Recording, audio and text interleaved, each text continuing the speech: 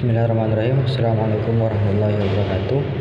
Perkenalkan, nama saya Firman Hadi Alsyah dengan NIM T2018-2097.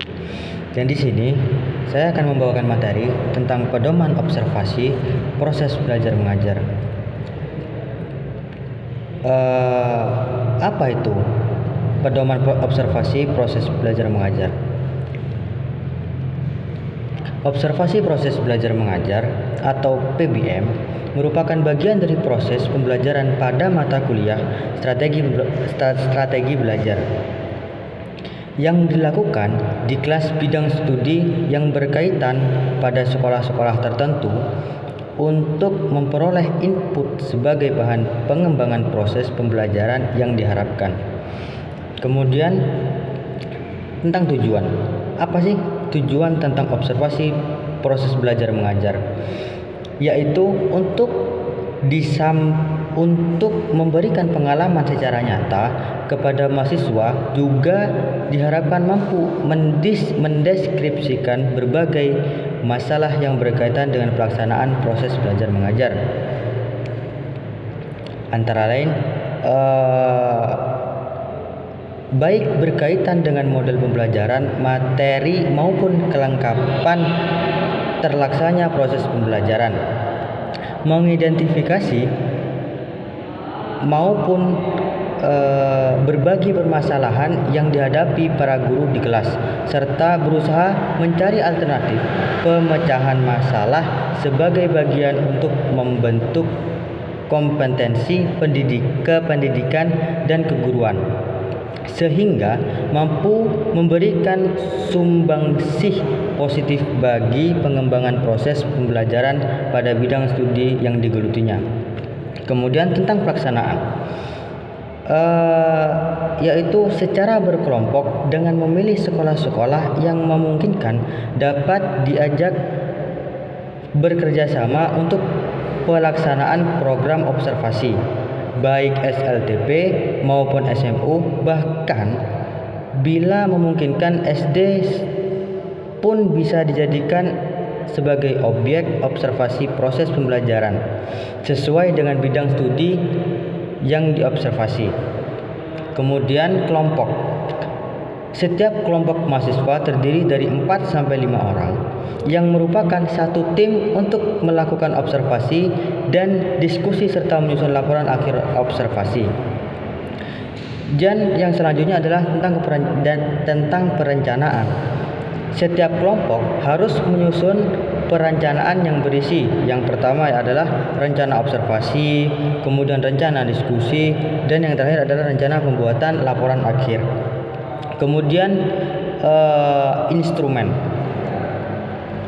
yakni menggunakan pedoman observasi seperti terlampir pada lampiran di bawah ini.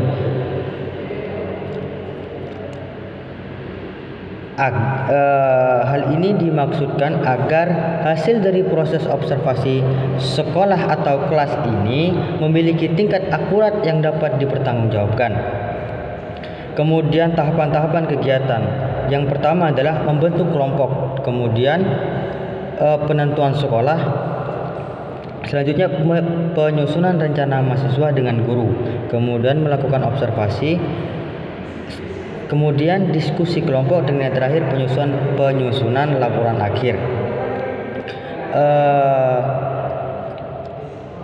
Yang terakhir adalah format penyusunan laporan akhir.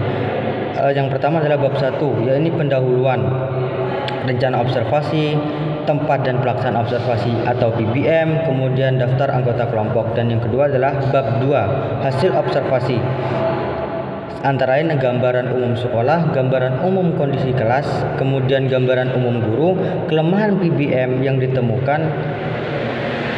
Yang selanjutnya adalah keunggulan PBM yang ditemukan. Yang terakhir adalah faktor-faktor yang mempengaruhi PBM. Kemudian bab 3, pemecahan masalah, yakni masalah-masalah yang pertama adalah masalah-masalah yang ditemukan. Selanjutnya yang terakhir alternatif pemecahan masalah. Kemudian ada bab 4, yaitu penutup, dan juga yang terakhir rekomendasi. Baik, mungkin hanya itu yang bisa saya sampaikan. Kurang lebihnya mohon maaf. Wassalamualaikum warahmatullahi wabarakatuh. Bismillahirrahmanirrahim. Assalamualaikum warahmatullahi wabarakatuh. Saya Benati Sari Taudiah, NIM T2018-2108. Nah, di sini saya akan membahas tentang pedoman observasi.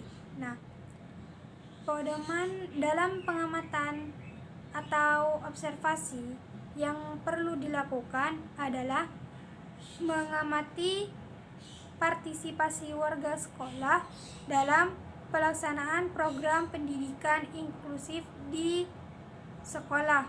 Nah, di sini saya mencontohkan di sekolah SD Negeri Tamanan 2. Yang pertama, harus tahu tujuannya. Nah, tujuannya yaitu untuk memperoleh informasi dan data baik mengenai kondisi fisik maupun non-fisik pelaksanaan program pendidikan inklusif di SD Tamanan 2. Kemudian ada beberapa aspek yang perlu diamati. Aspek yang pertama yaitu harus mengetahui lokasi sekolah atau alamat sekolah. Kemudian yang kedua yaitu mengetahui lingkungan fisik sekolah pada umumnya. Kemudian yang ketiga yaitu mengetahui unit kantor atau ruangan kerja. Kemudian yang keempat yaitu mengetahui ruangan kelas. Yang kelima yaitu mengetahui laboratorium dan sarana belajar lainnya. Kemudian yang keenam yaitu mengetahui suasana atau iklim kehidupan sehari-hari baik secara akademik maupun sosial. Nah, kemudian yang ketujuh yaitu mengetahui proses kegiatan belajar di dalam kelas, belajar mengajar di dalam kelas. Nah, kemudian yang terakhir yaitu siapa saja yang berperan dalam pelaksanaan program. Nah, jadi tujuannya data ini diperlukan untuk mengetahui lingkungan di suatu lembaga atau suatu organisasi. Nah, mungkin itu saja yang dapat saya sampaikan. Kurang lebihnya saya mohon maaf. Wassalamualaikum warahmatullahi wabarakatuh. Bismillahirrahmanirrahim. Assalamualaikum warahmatullahi wabarakatuh. Nama saya Siti Munawaroh, NIM T2018-2098. Di sini saya akan menyampaikan materi saya mengenai pedoman wawancara. Dalam sebuah penelitian, wawancara merupakan teknik pengumpulan data yang banyak digunakan oleh para peneliti dalam proses penelitiannya. Dalam melakukan penggalian data dengan teknik wawancara, peneliti harus tahu benar apa saja pertanyaan yang akan diajukan dalam proses wawancara. Peneliti harus hal tersebut perlu karena agar tepat sasaran dan mendapatkan data yang akurat sesuai dengan yang dibutuhkan dalam penelitiannya. Maka seorang peneliti wajib mengetahui dan paham mengenai pedoman wawancara. Sebelum melakukan wawancara, pewawancara memerlukan panduan wawancara yang dapat digunakan untuk membantu mengarahkan pembicaraan ke topik penelitian dan rumusan masalah yang ingin dipelajari. Pedoman wawancara merupakan alat atau panduan wawancara yang berisikan rincian pertanyaan yang akan ditanyakan saat melangsungkan wawancara. Pada dasarnya, pedoman wawancara berfungsi untuk membantu peneliti mengetahui apa yang harus ditanyakan dalam urutan seperti apa, bagaimana mengajukan pertanyaan, dan bagaimana mengajukan tindak lanjut. Dalam prosesnya, pedoman wawancara memiliki 3 fakta. Fakta yang pertama adalah pertanyaan penelitian bukanlah pertanyaan wawancara. Jika pertanyaan penelitian adalah rumusan masalah yang tertulis dalam bentuk data yang tersusun rapi, sedangkan pertanyaan wawancara adalah pertanyaan yang diajukan kepada responden atau narasumber. Fakta penting kedua tentang wawancara adalah bahwa orang akan menjawab pertanyaan yang Anda ajukan kepada mereka. Jika mereka setuju untuk diwawancarai, mereka akan terus berusaha membantu dengan menawarkan apapun yang mereka bisa tentang topik Anda. Bahkan jika itu berarti menciptakan jawaban atau membesar-besarkan seberapa banyak mereka memikirkan pertanyaan Anda. Ini peneliti bahwa bukti yang Anda kumpulkan mungkin tidak secara akurat mencerminkan pandangan nyata. Jadi, Anda harus memikirkan cara untuk mengajukan pertanyaan yang tidak mendapatkan respon yang terlalu membantu, yaitu tidak terlalu ikut campur dalam jawaban responden, agar jawaban yang diberikan sesuai dengan kejadian yang terjadi sebenarnya. Fakta penting ketiga yaitu adalah bahwa wawancara adalah acara sosial, dan peneliti tidak dapat menghindari interaksi sosial yang terjadi selama wawancara. Maka seorang peneliti harus bisa merespon jawaban yang responden berikan dengan mimik wajah atau anggukan kepala untuk mendorong lebih banyak hal dalam tanggapan mereka. Yang selanjutnya ada tahapan pedoman wawancara. Tahapan yang pertama adalah persiapan. Dalam tahapan persiapan untuk memberikan wawancara, peneliti harus menyiapkan recorder untuk merekam proses wawancara dan alat tulis untuk menulis poin penting yang disampaikan responden pada saat wawancara. Pastikan orang yang diwawancarai nyaman. Kebanyakan mereka mungkin merasa lebih nyaman di tempat kerja atau rumah mereka sendiri. Yang kedua, yaitu adalah jelaskan tujuan wawancara, yaitu perhatikan persyaratan kerahasiaan. Perhatikan ketentuan kerahasiaan apapun.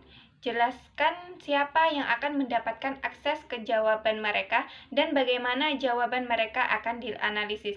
Jika komentar mereka digunakan sebagai kutipan, dapatkan izin tertulis dari mereka untuk melakukannya. Yang ketiga yaitu adalah melakukan wawancara.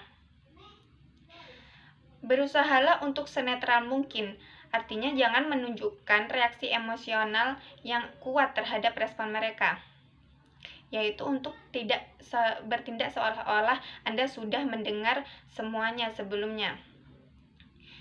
Jangan kehilangan kendali atas wawancara. Hal ini dapat terjadi karena responden menyimpang ke topik lain, membutuhkan waktu lama untuk menjawab pertanyaan sehingga waktu mulai habis, atau bahkan mulai mengajukan pertanyaan ke pewawancara. Setelah wawancara, yaitu yang terakhir adalah setelah wawancara. Pastikan apakah tape recorder jika digunakan berfungsi sepanjang wawancara. Lalu tuliskan pengamatan yang dilakukan selama wawancara, misalnya di mana wawancara itu terjadi dan kapan wawancara itu terjadi.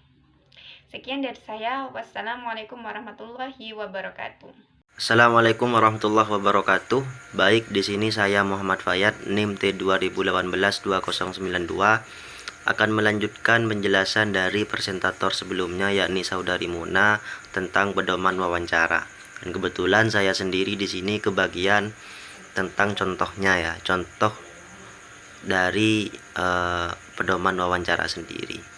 Di sini saya sudah memberikan contoh. Di sini ada judul kecakapan berbicara bahasa Arab di MA Miftahul Ulum Suren kelas 3. Perlu diketahui juga bahwasanya untuk pertanyaan penelitian dan pertanyaan wawancara itu beda.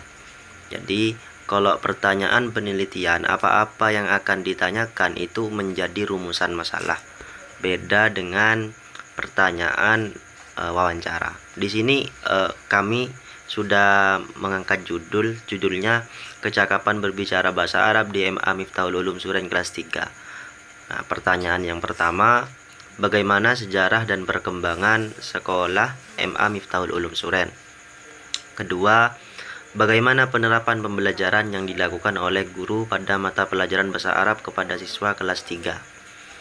Pertanyaan selanjutnya, ketiga, ada beberapa guru bahasa Arab di MA Miftahul Ulum Suren. Keempat, ada berapa siswa di kelas 3 MA? Kelima, bagaimana keaktifan siswa berbicara bahasa Arab di kelas 3 MA? 6. Yang terakhir, metode apa yang dilakukan oleh guru dalam pembelajaran bahasa Arab di kelas 3 Miftahul Ulum Suren? Jadi itu merupakan contoh pertanyaan ya, pertanyaan yang perlu ditanyakan ketika melakukan penelitian. Ini kami mengangkat judul di sini kecakapan berbicara bahasa Arab di MA Miftahul Ulum Surain kelas 3. Mungkin hanya itu saja yang dapat kami sampaikan dan akan dilanjut dengan presentator selanjutnya. Kurang lebihnya mohon maaf. Wassalamualaikum warahmatullahi wabarakatuh. Bismillahirrahmanirrahim. Assalamualaikum warahmatullahi wabarakatuh. Nama saya Nazilatul Mughisa dari kelompok 5 akan menjelaskan tentang pengertian, kelebihan dan kekurangan dari dokumentasi. Pengertian dokumentasi adalah bentuk kegiatan atau proses sistematis dalam melakukan pencarian, pemakaian, penyelidikan, penghimpunan dan penyediaan dokumen untuk memperoleh penerangan pengetahuan, keterangan serta bukti dan juga menyebarkan kepada pihak yang berkepentingan. Kelebihan dari metode dokumentasi adalah 1. Data yang diperoleh adalah nyata. 2. Untuk subjek manusia yang sulit dihubungi dengan dokumentasi akan mempermudah. 3. Dalam hal peristiwa masa lalu, dokumentasi akan sangat membantu dalam pengumpulan data. 4. Data tetap tidak berubah andai kata data pada si peneliti ada yang hilang. Lalu kelemahan atau kekurangan kekurangan dari dokumentasi sendiri adalah 1. Kadang-kadang data bayar artinya data lama tidak diperbarui. Terus 2. Tersedia secara selektif. 3. Seringkali terdapat data yang kurang lengkap. 4. Dokumen dapat ditulis secara berlebihan, kadang-kadang tanpa fakta, sehingga apabila dipakai sebagai acuan utama kurang mengena. Cukup sekian dari saya. Wassalamualaikum warahmatullahi wabarakatuh. Assalamualaikum warahmatullahi wabarakatuh. Di sini saya Fikriah Tahta Alvina, NIM T 2018-2124. Di sini saya akan menjelaskan tentang pedoman dokumentasi. Nah, pedoman dokumentasi ini adalah alat bantu untuk mengumpulkan data berupa dokumentasi. Adapun pokok pembahasan yang akan kita bahas dalam PPT ini yaitu yang pertama, macam-macam dokumen, yaitu berisi tentang catatan publik, dokumen pribadi, dan bukti fisik. Yang kedua yaitu pedoman dokumentasi. Nah, pedoman dokumentasi ini adalah dokumen arsip penelitian berdasarkan topik penelitian. Pokok pembahasan pertama yaitu tentang macam-macam dokumen. Nah, di sini akan berisi tentang catatan publik, dokumen pribadi, dan bukti fisik. Adapun macam-macam dokumen, yang pertama yaitu catatan publik. Nah, catatan publik ini merupakan suatu objek penelitian yang menggambarkan suatu bentuk kegiatan yang terjadi di suatu lembaga atau suatu organisasi. Nah, adapun contoh dokumentasi yang termasuk dalam catatan publik di sini yaitu seperti transkrip siswa, laporan tahunan, silabus, buku pegangan siswa, dan lain sebagainya. Yang kedua yaitu dokumen pribadi. Nah, dokumen pribadi di sini yaitu salah satu bentuk dokumentasi yaitu laporan yang bertujuan untuk memberikan gambaran mengenai apapun yang terjadi dalam objek penelitian sebagai orang pertama tentang tindakan. Nah, contoh dokumentasi yang termasuk dalam dokumen pribadi ini merupakan seperti laporan kejadian, blog, jurnal, email, dan lain sebagainya. Adapun dokumentasi yang macam-macam dokumen yang terakhir yaitu bukti fisik. Nah, bukti fisik ini yaitu tentang objek dalam bukti fisik ini sendiri yaitu ditemukan dalam pengaturan penelitian terkait dengan objek penelitian yang terjadi. Nah, contoh dokumentasi yang termasuk dalam bukti fisik di sini yaitu materi pelatihan, poster, selebaran, agenda, buku pegangan siswa, dan lain sebagainya. Pokok pembahasan selanjutnya yaitu mengenai pedoman dokumentasi. Dalam pedoman dokumentasi ini biasanya berisikan tentang dokumen-dokumen arsip tentang penelitian berdasarkan topik penelitian. Pedoman dokumentasi. Nah, pedoman dokumentasi di sini sebagaimana yang telah dijelaskan di slide sebelumnya, yaitu berisikan tentang dokumen-dokumen arsip tentang objek penelitian. Nah, pedoman dokumentasi ini terbagi menjadi 7 pedoman. Yang pertama yaitu letak geografis. Nah, letak geografis di sini berkaitan dengan wilayah penelitian yang digunakan sebagai acuan untuk menggambarkan ulasan tentang wilayah penelitian tersebut secara universal. Yang kedua yaitu sejarah berdiri dan perkembangan. Nah, adapun pedoman ini atau data ini bertujuan untuk mengetahui sejarah berdirinya suatu lembaga atau organisasi disertai dengan sejarah perkembangannya yang dijelaskan secara universal. Yang ketiga yaitu jumlah guru, karyawan, serta latar belakang pendidikan. Nah, data ini bertujuan untuk mengetahui jumlah guru dan karyawan yang bekerja di dalam suatu lembaga atau organisasi disertai dengan latar belakang pendidikannya. Yang keempat yaitu jumlah siswa. Data ini bertujuan untuk mengetahui jumlah keseluruhan siswa atau anggota yang terdapat dalam suatu lembaga atau organisasi. Pedoman dokumentasi yang kelima yaitu struktur organisasi. Nah, data ini diperlukan untuk mengetahui struktur organisasi yang terbentuk atau yang dibentuk dalam suatu lembaga atau organisasi. Yang keenam yaitu sarana dan prasarana. Data ini diperlukan untuk mengetahui apakah sarana dan prasarana yang digunakan dalam suatu pembelajaran tersebut memadai. Yang terakhir yaitu perencanaan program. Nah, data atas perencanaan program ini diperlukan untuk memberikan suatu gambaran secara menyeluruh di suatu lembaga dalam melaksanakan pembelajaran, dimulai dari foto, absensi, RTP, silabus, dan lain sebagainya. Penjelasan dari kami, kurang lebihnya mohon maaf. Wabillahi taufiq wal hidayah, waridho wal inayah. Wassalamualaikum warahmatullahi wabarakatuh.